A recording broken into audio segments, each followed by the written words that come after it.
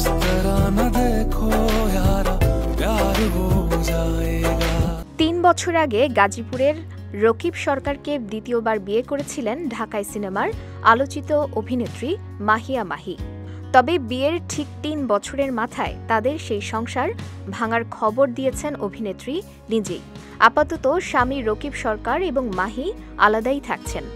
শিগগিরই তাদের আইনি বিচ্ছেদের প্রক্রিয়া সম্পন্ন হবে বলেও জানিয়েছেন অভিনেত্রী। 16 ফেব্রুয়ারি মধ্যরাতে নিজের ফেসবুক আইডিতে একটি ভিডিও পোস্ট করে রকিবের সঙ্গে বিচ্ছেদের ঘোষণা দেন মাহিয়া মাহি।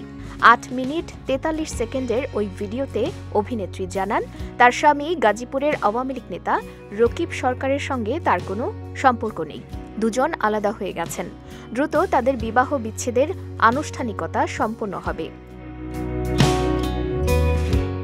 তবে কিছুদিন আগে মাহির স্বামী রকিব সরকার একটি গণমাধ্যমকে বলেছেন তিনি মাহির সঙ্গে সংসার করতে চান।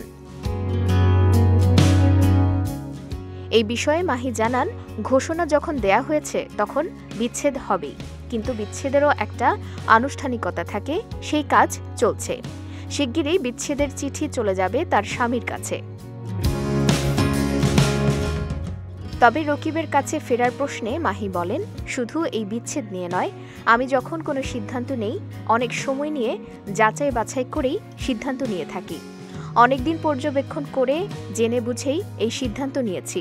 তার সঙ্গে এক ছাদের নিচে আর ফিরব না।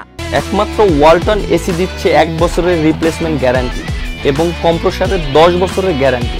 2021 সালের 13 সেপ্টেম্বর গাজীপুরের আওয়ামী লীগ নেতা রকিব সরকারকে বিয়ে করেন অভিনেত্রী মাহিয়া মাহি।